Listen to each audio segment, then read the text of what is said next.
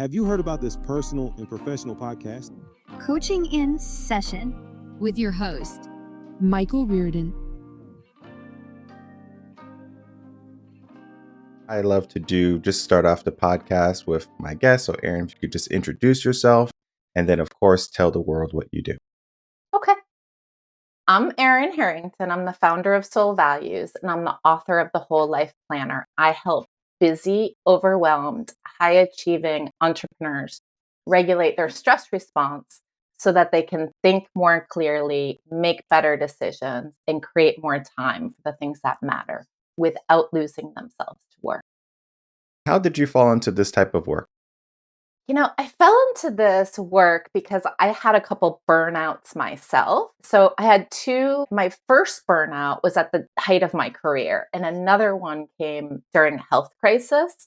And these experiences over the past 2 decades taught me that regulating my stress response was basically the golden key to achieving more and stressing less.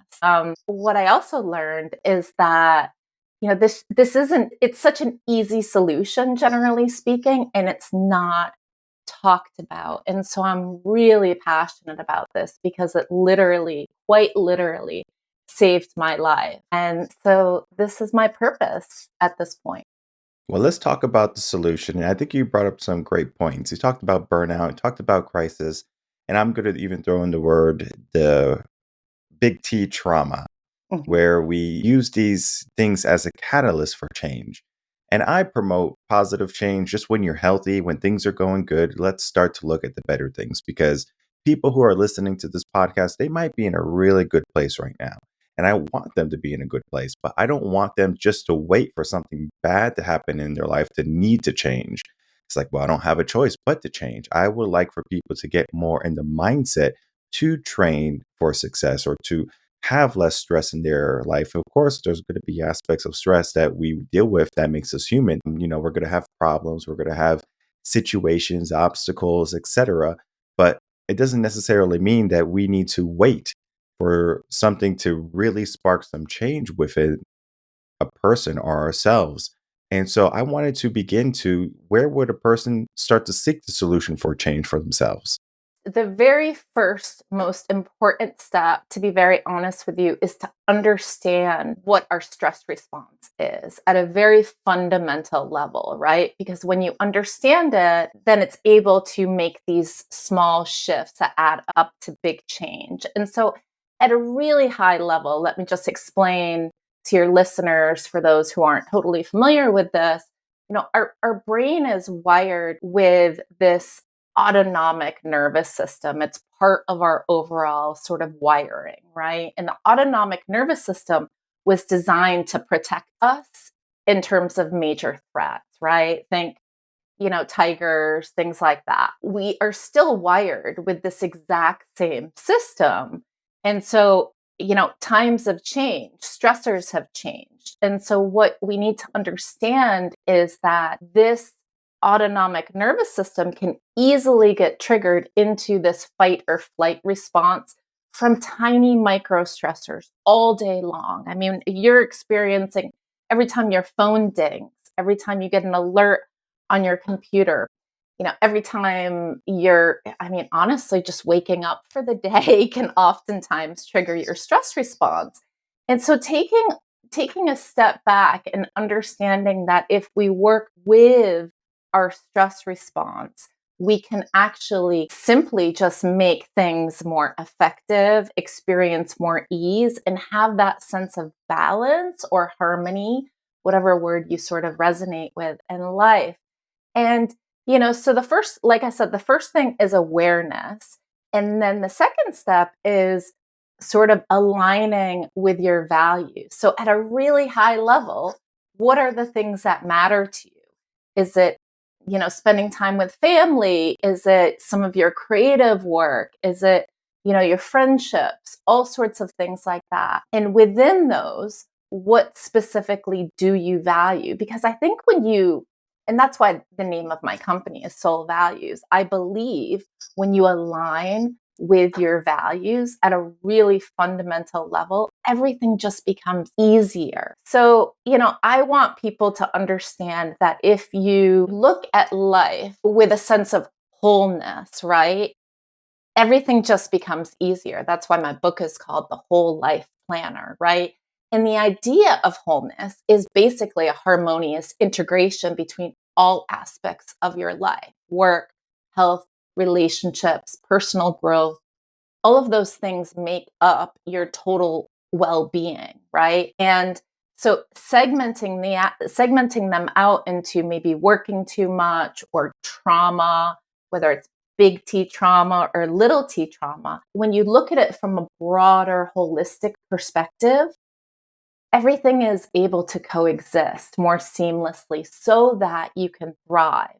And that's done by regulating your autonomic nervous system. And I can get into more of the science and the strategies behind Yeah, definitely. In that system, I'm sure the cavemen weren't thinking about like their Twitter accounts or X accounts. They were, not thinking about their likes or views on their videos. They were thinking about survival. They were thinking about where they're going to get the food, where they're going to move, where they're going to live, can they make fire, etc. But today we have very different stressors, as you said. And I believe, 100% correct. Awareness to the stress. If we can figure out what is stressing us, it could be finances, relationship, career, etc. And then, getting clear on our values is important. But I do want to talk about if we have those values, because values could be different for everyone, right? Maybe you have a value of fitness. Maybe you have a value of a family, right? So, you can have both, of course, but maybe you can care less about fitness. I know there's people who do not like working out. Like they don't like going to the gym. They don't like sweating. Some people might go for a walk or something. Some people might do yoga, but fitness on, for them is the last thing on their list. So it's a very low value scale for them. And so when we look at our values, we can say for the individual who might not like fitness, they might say, well, that's going to be a bad stressor for me. If I look in the mirror and I see myself overweight, it's already not a value of mine. So maybe it would not be a good stress to have, even though your doctor is saying you need to lose weight, et cetera, et cetera. We don't need to worry about the outside stimulus, but more so of the inside.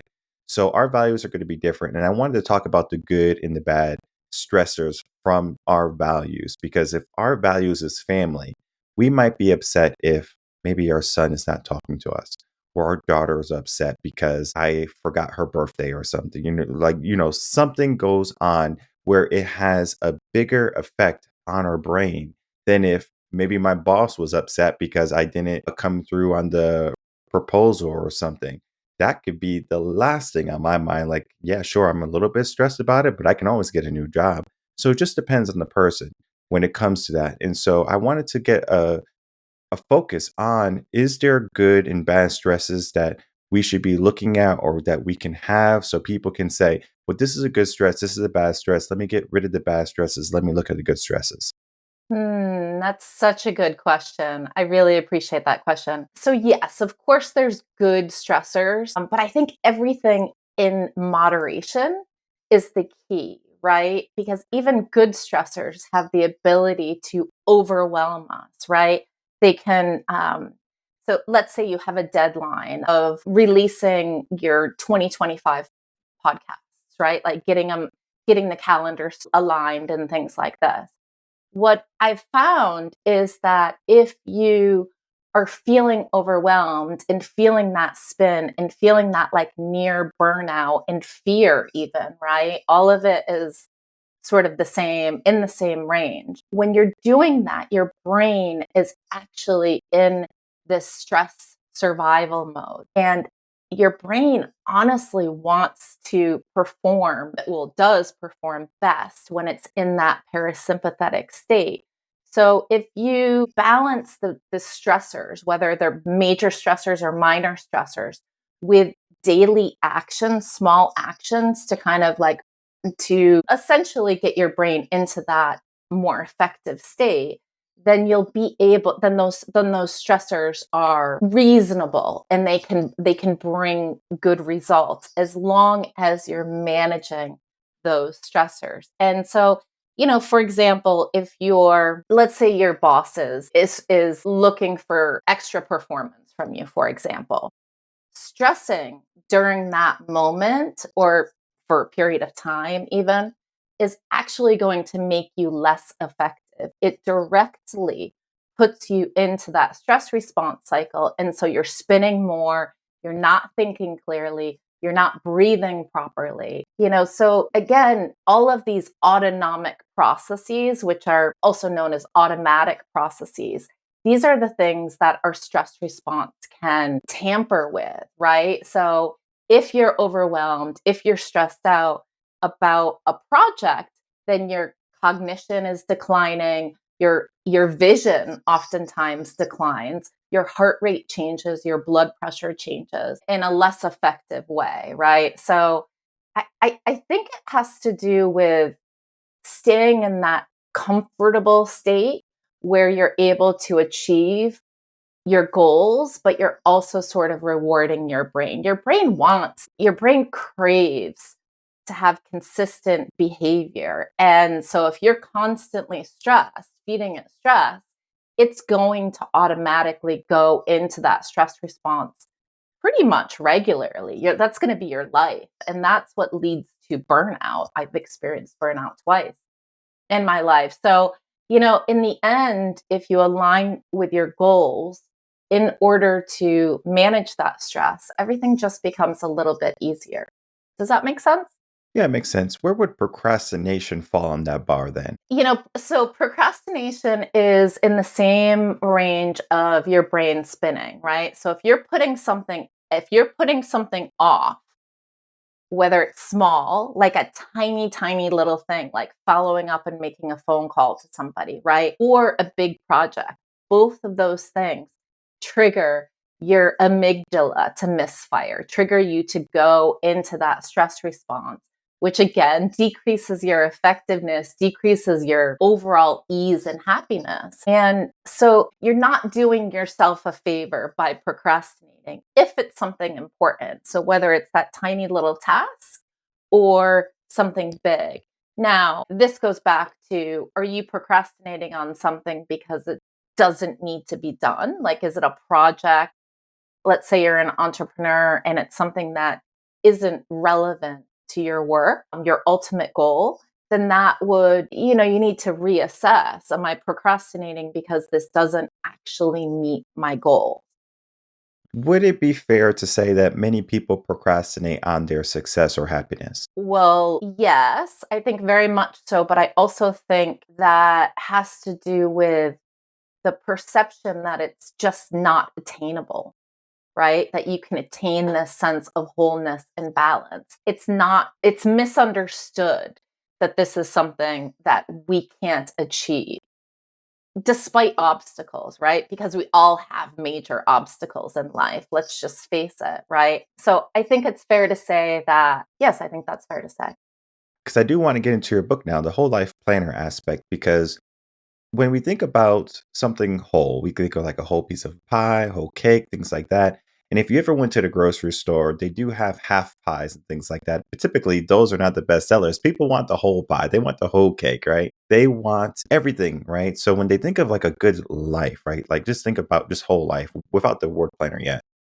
We think about everything in life that is going to make us feel the entirety of what we would like to feel. We would like to feel happy. We would like to feel safe. We would like to have some level of ambition toward the goals that we seek for ourselves, our destiny may be fulfilled. There's so many things that make us who we are. Now, some people do the work and they find out exactly what they would like to do. Some people like to remain a mystery and they kind of go through life doing this and doing that, traveling this place and that, trying to find and seek meaning, which is fine. Everyone is going to go on their path of life differently. But when it comes to life in general, right? People typically they want happiness. They typically want to have some level of safety and security from their for well-being and maybe even finances. But it doesn't necessarily mean you need to have a bunch of money. We could look at Mother Teresa, for example. Very poor in the sense of money, but 100% fulfilled in the sense of love and generosity and humility.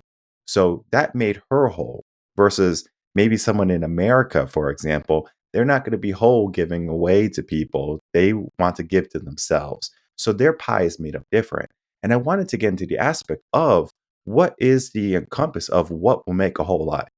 Yeah, so this goes to that's a very deep question. I could Yes. have a many long dinner conversations over that topic. But I think ultimately what makes us whole is a sense of harmony between all of these sort of disjunctive or at least perceived disjunctive domains of our life. So family, relationships, love, work, health, all of those things. And because we all have different goals amongst that sort of like big pie, my ideal is different than your ideal. And so I think it starts with assessing what your goals are at a really high level across all those aspects of your life. And one of the things that I do with my clients is I help ask them, I don't rate on their behalf. I ask them to rate their level of satisfaction across each of those areas. And ultimately, what I see in terms of this wholeness is if you look at things from a bigger picture, all those domains combined, it naturally, quite literally, puts your brain into that relaxation response where all of the magic happens. So there's the stress response and the relaxation response, which is also called executive response because you think more clearly in that state. And so, simply by the act of looking at things from a big picture, you become more whole naturally and you're able to succeed in these other life areas a bit more. Does that make sense? Yeah, makes sense. And again, you don't have to ask me if it makes sense. We're just having a conversation for the audience to kind of get a good feel, not only on you, but then the process also of how you work. Because I believe it's important when I bring on a coach or a guide, someone who's trying to help someone elevate their life in a sense to understand the process. And so I do my best to try to make it so when someone's going to call, someone's going to reach out, email, whatever, to get a good feel of how it's going to go because one of the things that people are so afraid of is uncertainty. They don't know what the conversation is going to be. And so, what I've found from doing the podcast and the interviews is that people love to have some insight to what they're going to get. Because if you think about it, how many coaching or coaches you go to their website or something and you get a discovery call, you get something vague. They don't necessarily know what they're not like, they don't know what they're going to get. They don't know their personality, right? They might have a video or two, maybe an interview. But again, are they really going to do the investigative work when they're looking for some immediate change? People they go to the grocery store, right? The grocery stores are brilliantly laid out to get you to buy things. And so they see something bright colors, marketing, this marketing. So boom, I want this, right? This is what I need. And then if you're hungry at the time, it's like, oh man, I want everything. So you get the junk, you get the Doritos, you get everything. But I'm talking about the good quality stuff. And what we like to do here is we love to have real conversations so we can get into the idea of what the person stands for, what the person is, how they work. For example, I have a philosophy on sugar and spice. And this is not a question so much, but of just a philosophy where you can have a very sugary type personality, or you can have a very spicy type personality. A spicy type personality might be like David Goggins. I'm not sure if you know the man, but he's very spicy. He's like, get up, do the work. I don't care if it's raining. I don't care if it feels bad. Do it. So very spicy. Then you have the sugary aspect. Hey, let's do it together, right? All right. If we're not feeling good, let's adjust. Let's pivot, right? So it's more positive, more optimistic. Some people, they love the spiciness. They don't want the sugar, not one bit. They hate it. Certain people, they love the sugar, they don't want the spicy. So I always like to say, hey, what is your palate level, right? So then we kind of develop a conversation on that. And so one of the following questions I basically wanted to go from that is we talked about the aspect of goals and basically planning for your goals and being able to rate those where you are on the scale of everything. In life, though, goals change because when I was a teenager, I was not thinking about family. Yeah, sure, it was something maybe I had down the road a little bit. But when I was a teenager, let me think. I was thinking about girls. I was thinking about money. I was thinking about career. I wasn't thinking about having kids and family. Now I'm in my 30s. I'm thinking about my kids. I'm thinking about family. I'm thinking about my parents because they're older. So my goals, I guess, haven't really changed much, but the focus has. Mm. And I wanted to talk to you on the focus of our goals versus the goals changing.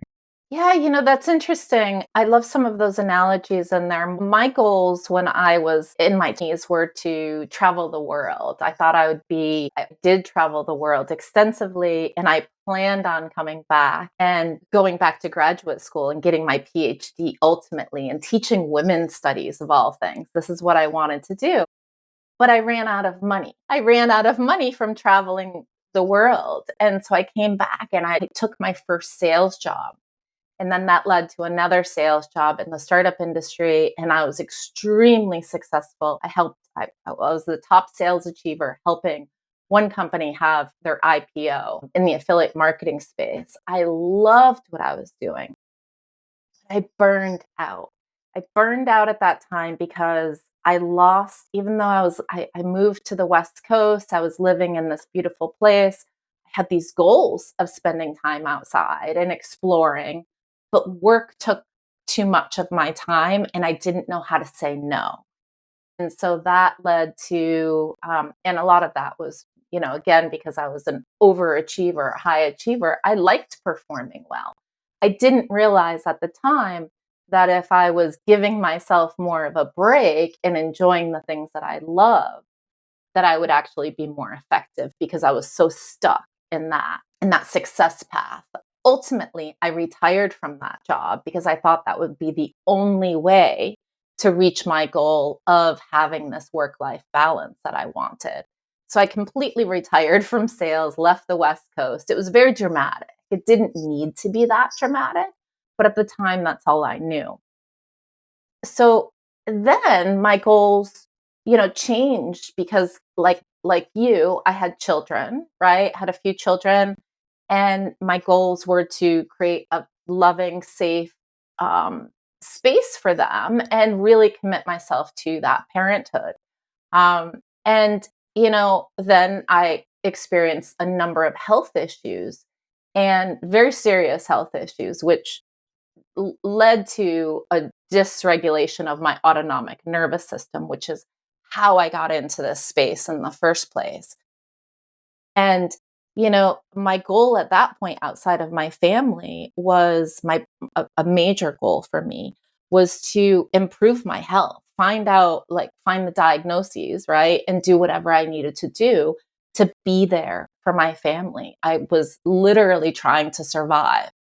Um, and so now my goals are completely different because I learned something and practiced something and saw the results of these techniques with my clients. And so my goals are to help people achieve success without burning out. And so, I do think goals can be that was a really good explanation to get to the place of saying, like, look, our goals do change, but our goals also shape where we're at any given point in time and help us get to that point as long as we know how to support ourselves on a daily basis, on a regular basis to get to those goals. So for example, one of the prompts both in my book and that I ask my clients to do is, what will I do to support myself today?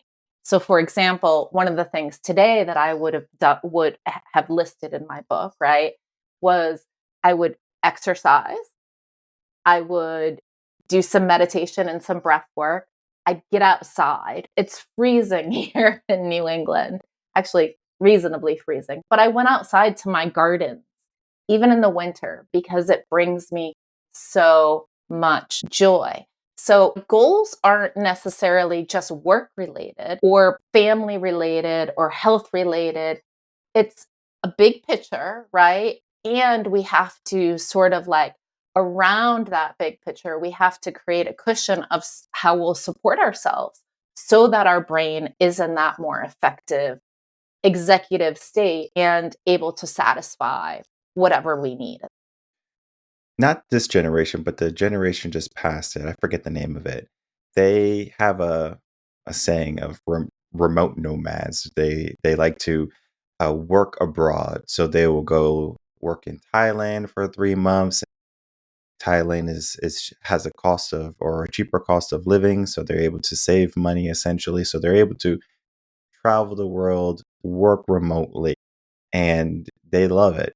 Now, when I look at being a remote nomad, I go on vacation 2 weeks, and then week one, I'm like, I need to go, like, I need to leave. I need to get back to work. I'm just so focused on work. And that kind of leads to the question, right? Perception. Because the perception of vacation, people might say, oh, I love vacations. I love sitting on the beach.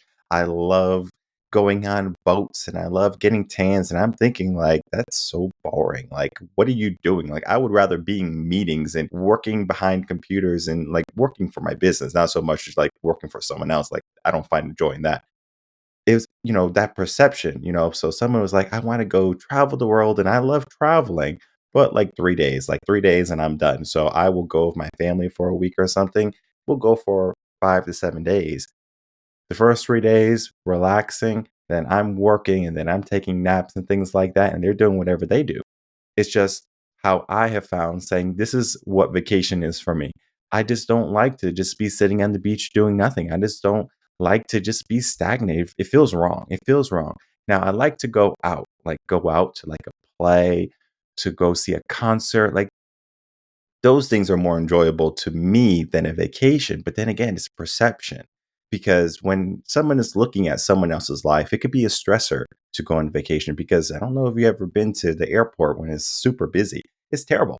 It's like you're there, you're like, you might miss your plane or something. And it could be a good stressor, right? Like you're focusing on, okay, I need to get to my plane on time. So I get to my destination on time. But then at the end of the day, you don't necessarily have much control over what TSA is going to do or how the lines are going to operate at the airport. This is kind of one of those things, is say la vie, like it's going to be, life is going to be.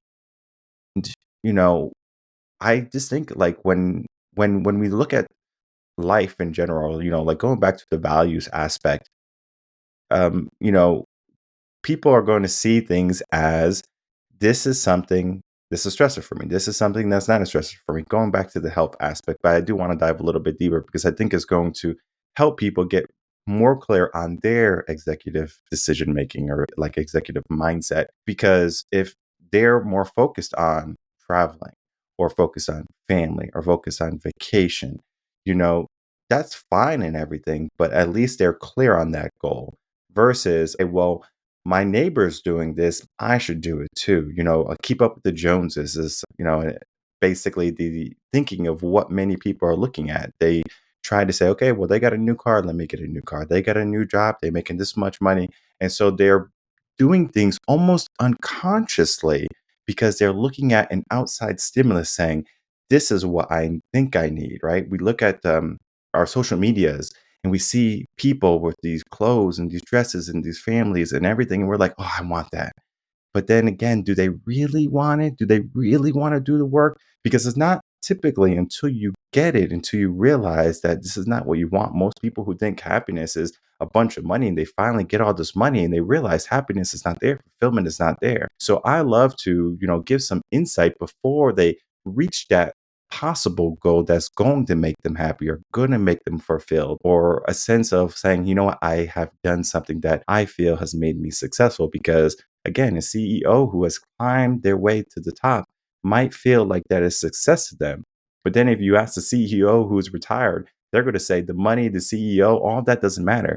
Family matters, right? So it's very different in how times can change our goal or change our perspective.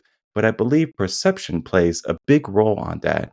So I wanted to get your insight on basically what I talked about. It doesn't have to be like a specific answer, just kind of like having a conversation with me.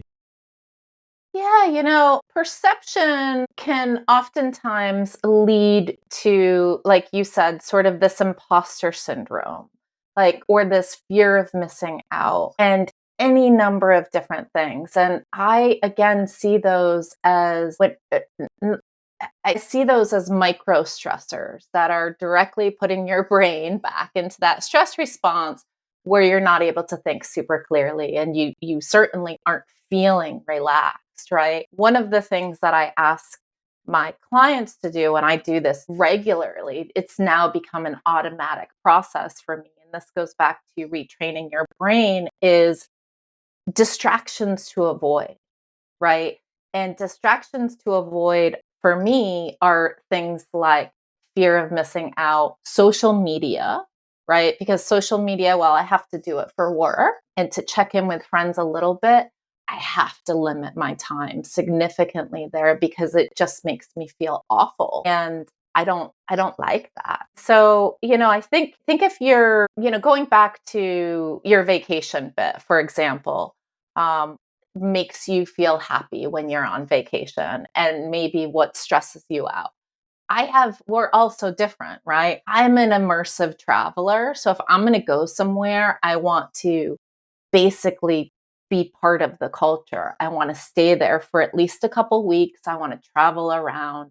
I want to get to know the locals. I want to experience their food, not just at the hotel, but literally like out wandering around, finding little nooks and crannies.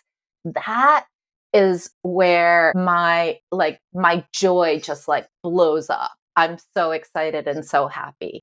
Now, if I just went somewhere for maybe 5 days and sat on a beach, it might be nice, but the stress of, going through the airport, getting there, only being settled for a few days before you turn around again, for me might not be exactly what I'm looking for. It's almost like it ultimately creates a lot of physical, emotional stress.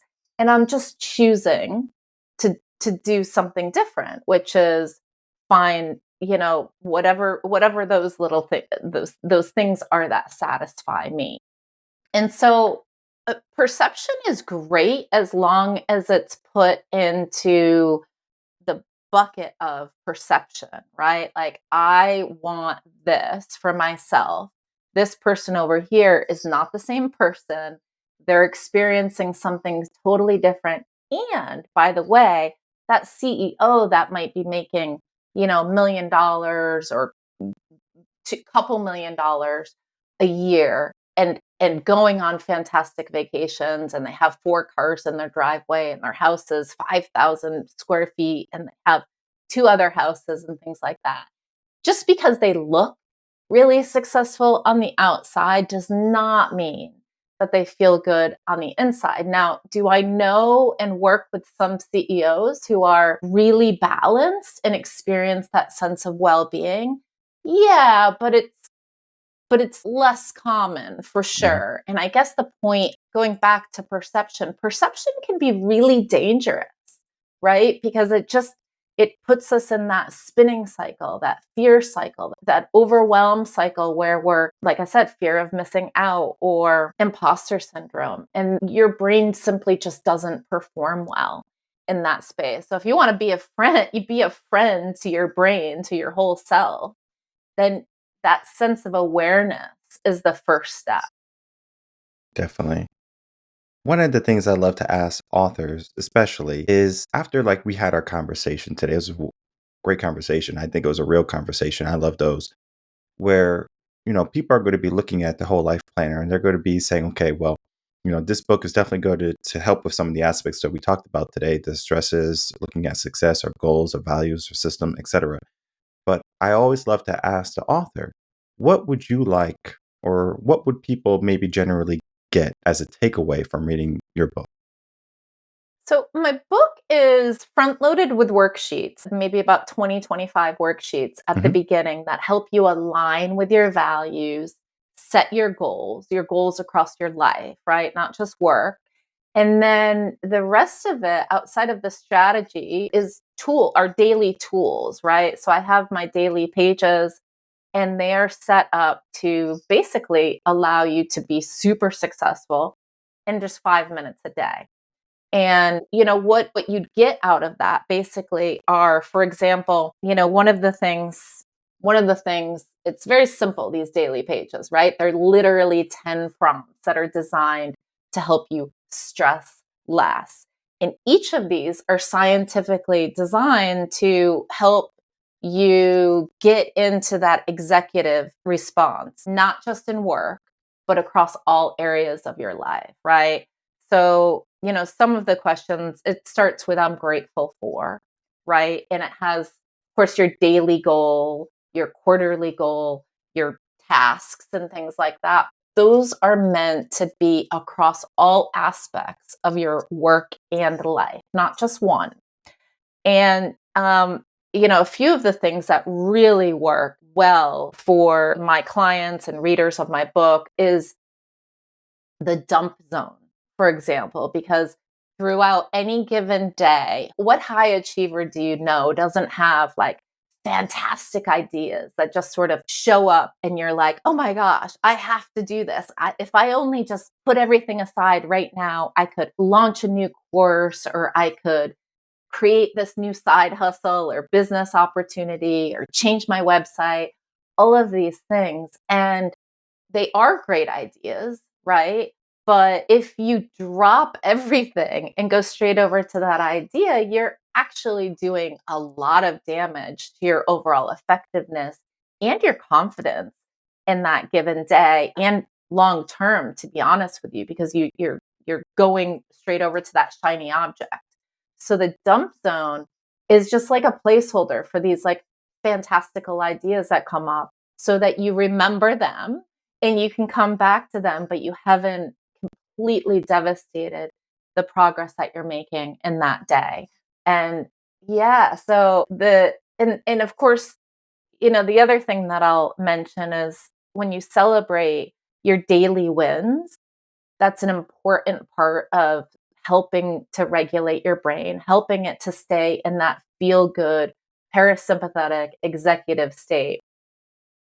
And so, setting, even on some days, for example, taking a shower for someone who works from home, right?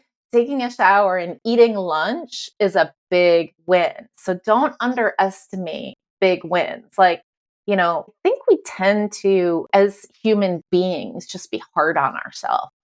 And high achievers, especially, are naturally hard on themselves. And so these tools help you, they help free up your mental bandwidth, allow you to stay in that executive state where all the magic happens, but generally just feel better. Your shoulders are more relaxed, all those things. And so, what this book is more of a 90-day system than it is a one-time book that you would read and sort of, yes, I mean you could use it once and not go back to it, but the tools themselves are designed to be reused consistently each and every day in building that momentum. In fact, I have a free download, which is a copy of these daily pages and how to use them for your listeners if they want to check. Okay. And that'll be on your website?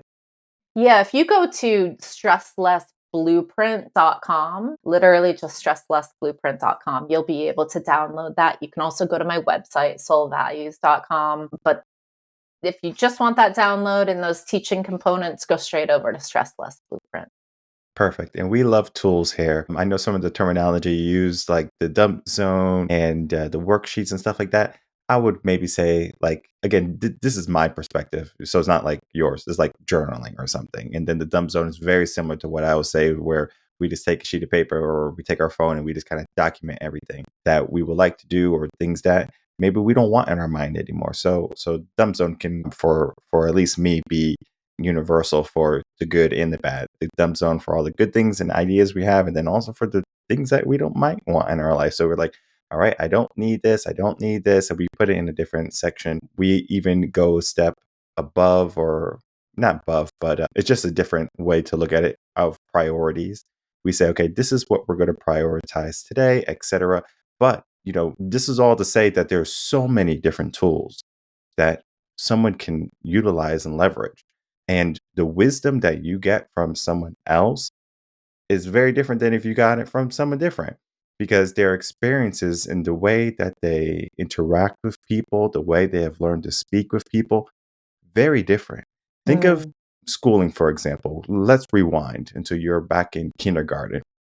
You wouldn't want your kindergarten teacher talking to you the same way that your high school teacher is talking to you, right? It's just weird. Like you're not a baby, right? You're not going to talk about your feelings and things like that. It's going to be a different conversation. And I have found the tools that we need are going to be different. The home building process. I don't know why I'm talking about homes.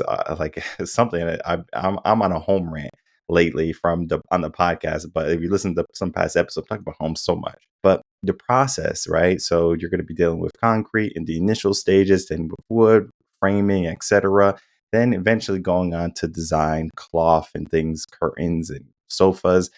There's different stages for things, right? You're not going to say, okay, well, I'm going to, get some sandpaper to start building my houses. Well, we're not looking at perfection yet, right? We're trying to get the bare bones foundation set for ourselves. And I found that if we can find a system like the 90-day system that you have with your book, is so foundational for people to say, let's begin, let's start. Let's begin this journey, right? Because then it puts your mind in the frame of, I'm ready to make some changes. I'm ready to get the discipline that's going to help me create the habits that are going to help me reach success, that are going to help me get less stress in my life, that are going to bring fulfillment. All of these things, right? It takes time. I understand people want a magic wand and they say, hey, I want goodness, I want happiness, I want fulfillment, I want the good stuff right now. But when it comes to life, right, we enjoy the journey, the good and the bad, the yin and the yang, they say. And it's important for us to say, okay, do we have the tools to build to that life that we would like? And if you don't, we get them. And the way we get them is through books. We get them through mentors. We get them through coaches. We get them through working with individuals who have done it. And sharing their wisdom, and it becomes our knowledge. And eventually it becomes wisdom that we can share with other people too. And this is all to say, the work that you do is helping people retrain their brain for success, to get out of stress, to look at their daily habits and to say, okay, are these going to be beneficial to me in a week, in a month, in a year from now? And it does help with that executive response state that we were talking about today. So important. And one of the things I love for my guests to do toward the end is to not only give us some final words, but then to also, give them or give the audience the best places where they can find you, get your book, etc., so they can begin the process today.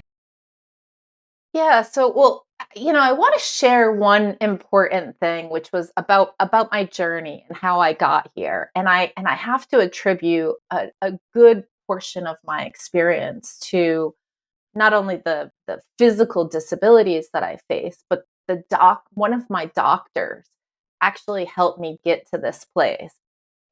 I would check in with my neurologist in the year like 2010, right? 2010, 2011, I was very sick, had two young children by my side, and she'd start every appointment with, how's your stress? That was the first question she asked. And then she'd say, how are your symptoms? So this went on for a few years. And one day I was like, why are you always asking about my stress? Like, I appreciate you and you're very friendly with me, but why? And that's when it became, I had been already doing some work with regulating my autonomic nervous system, but it became super clear that my stress was directly related to the symptoms that I was experiencing. And when I dialed that in, when I developed these tools through various cognitive rehab and other brain retraining that I did on my own, my life changed demonstrably, even though my challenges increased, right? So it created a sense of resilience. And that's what I really want to impart to people is that you have the tools inside of you, naturally wired in your brain. And all you need to do is tap into that. And when you tap into it a few times, you're going to feel how great it is. And then it eventually becomes sort of habit, and your brain just goes there without a lot of extra thinking and filling out worksheets and things like that. And so, we all experience a lot of stress, but again, there are tools to help you stress less. And that's why I developed this blueprint, which is part of what's in my book. Again, you can get that at stresslessblueprint.com. michaelrearden.com. And there's more information separately if you want to go check out my website. My book's on Amazon. You can also check it out on my website. And yeah, I'd love to hear any feedback from any of your listeners if anything resonates with them. But the key is that the the resilience to succeed and create this harmony across all aspects of your life is completely available to you, regardless of your obstacles, whether it's a major physical obstacle or otherwise. You can do that, and that happiness and ease is available to you. Perfect. And I'll put all those links right down in the description box so people can easily check you out, follow you on your socials, go to Amazon, purchase your book, all of these things. And as you said, we have the tools already. Sometimes we have to dig in the dirt before we can find the shovel. If we can find that shovel, right, digging becomes a lot easier, right? Digging in and digging deep toward our goals and our ambitions becomes almost a joy. Because if you think about just digging in the dirt right now, just go outside digging in dirt with your hands. Eventually, you're going to say, "Oh man, my hands are starting to become callous. Maybe getting dirt under your nails, right? Maybe start bleeding if it's really rocky soil." So we have all these problems, but then once we find the shovel, right, things become easier, right? But we did the work in the beginning. So don't be afraid of the work, right? In the beginning, it might be hard, it might be difficult, it might be daunting. But if we can dig into that, essentially, we are going to get closer to a life that we can say is successful, a life that is not full of stress and is filled with this idea that tomorrow is going to be a good day. And it can be. It just begins with you. So I do want to thank you, Erin, for coming on, spending some time talking about your work in your book today, and just being a delight today. Thank you. It was a pleasure. I really appreciate the conversation.